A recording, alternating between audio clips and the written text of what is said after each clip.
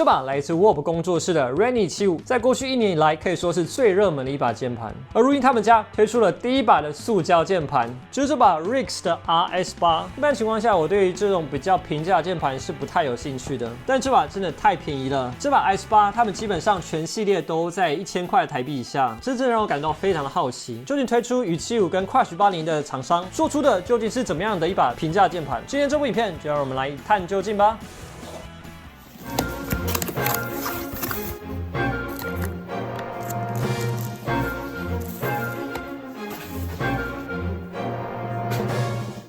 嗨，各位好，我是相信便宜没好货的 Joe， 欢迎大家收看今天这部影片。现在在我手上呢，就是来自 Warp 工作室旗下的 Rix 推出的第一把塑胶键盘，就是它的 RS8。一般情况下呢，我是不太推荐台币1000块以下的键盘，毕竟1分钱1分货。所以今天呢，就让我们看看这把键盘能不能打破我的认知。我们就先来看看这把键盘的外观吧。这把 RS8 呢是一个非常标准的 TKL 80% 的配列，总共有87个键，不能再多了。它是一把山姆 RGB 的纯品键盘，正面呢是非常简洁的外观，在功能区下方有个 RGB 的指示灯。键盘正面呢没有太多的设计，只有在四边倒角处多了一层外框的线条。键盘表面呢是这种晒纹的处理，增添了一点质感，不过也只有一点点。键盘侧面呢切开了一个线条，引出了这个环绕半个键盘的 RGB 灯带。键盘背面呢是 Type C 的出口，模式切换开关以及 WinMag 的切换钮。开灯之后呢 RGB 是还蛮好看的啦，但仔细看呢能看到不少黑点的区域。键盘底部呢就稍微有点平平无奇了，防滑脚垫两端是脚撑，以及 2.4G 接收器的收纳槽，然后就没有了。整把键盘看下来，我只能说有不少特别的设计，但质感做工似乎有待加强。正可说是可远观而不可亵玩焉。这 RGB 的指示灯呢看起来就稍显廉价了一点，然后呢也有明显漏光。我唯一比较挑不出毛病的就是这个键帽，这套复刻北极圈的 PPT 双色珠键帽，搭配这个白色键盘也还是蛮出色的。虽然说我刚刚稍微抱怨了一些，但在这个台币700块的价位，山姆 RGB 热插把环绕式灯带 PPT 的键帽能给你的真的已经不能再多了。不过呢，听说这把键盘除了极低的价格之外，最有特色的就是它出色的声音表现。毕竟呢也是来自 Warp 工作室的，声音表现自然应该不会太差。所以现在呢，就让我们来听看它的打击，看它的声音手感表现究竟是怎么样。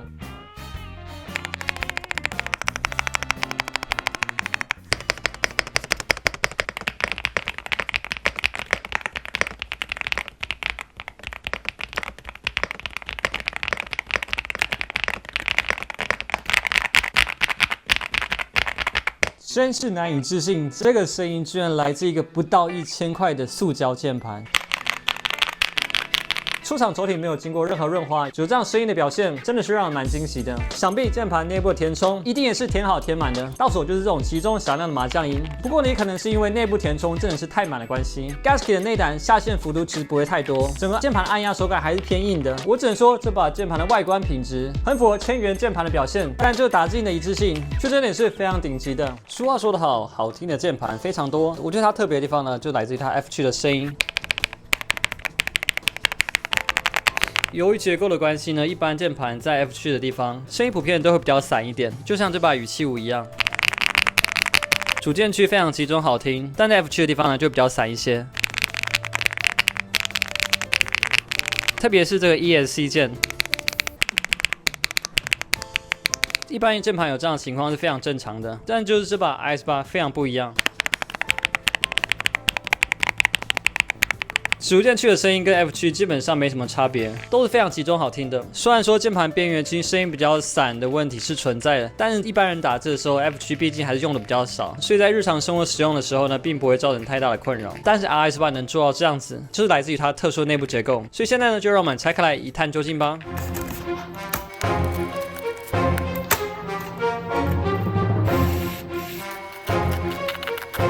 好，又超棒，就可以把这把键盘拆开。这个 RGB 的遮光条遮了一个寂寞，对，还是有明显漏光。这个上盖注数比较薄一点，强度有待加强。好，就是我们键盘内胆，待会再来看一下这个类波浪轴座面，然后底壳就是这把键盘特别的地方，有一个注数的荧光底壳，可以让 PCB 上的灯光得到不错的展现。不过呢，也碍于成本，所以这个灯光呢并不是特别的高级。除了材质半透达到荧光的效果之外呢，同时呢也可以让键盘内部的声腔更加的平衡，不管在哪一区域的打字音都可以得到非常好的的一致性，但也同时多了一层底壳的关系，所以整个键盘的厚度呢又稍微往上加了一些。然后我是中配的版本，所以只有一颗4000毫安锂电池，以及渐渐分离模式切换的小板。这把键盘的模式切换呢手感非常肉，非常难推到定位，这个模式切换真的是蛮难用的。好，接下来就是我们重头戏，我们键盘内胆，先让我们把它 PCB 分离，这个 ISP 的轴下垫，这个类碰软夹芯棉，以及这个单键开槽的 PC 定位板，都是蛮标准的操作了。但不一样的地方就是在于这个 Gasket 的橡胶垫，它除了固定在定位板上下之外呢，也同时固定了定位板的4个角落，达到更好的声音手感一致性。特别对于这个4角的按键，并且是夹芯面有向上延伸，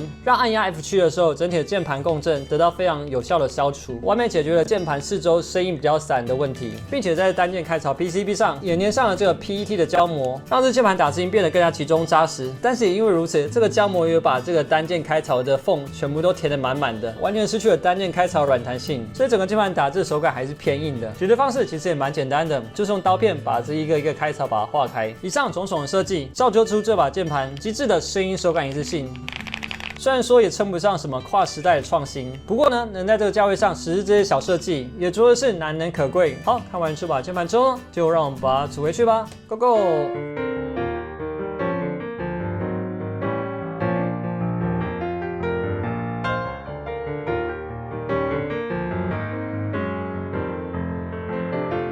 这把来自 Warp 旗下 Rig 工作室的 RS8，可以说在1000元内声音最好听的一把键盘。单论 ESC 以及 F 区的话，声音还比这把语气5还要好一些。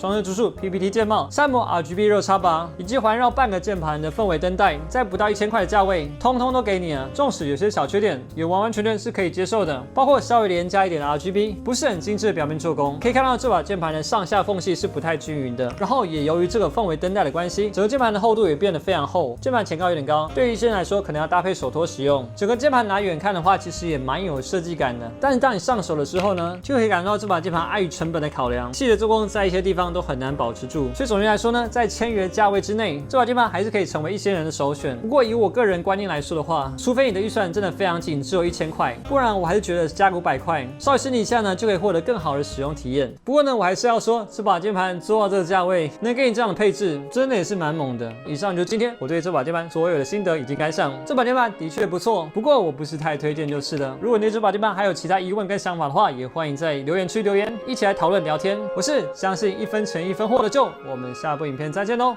拜拜。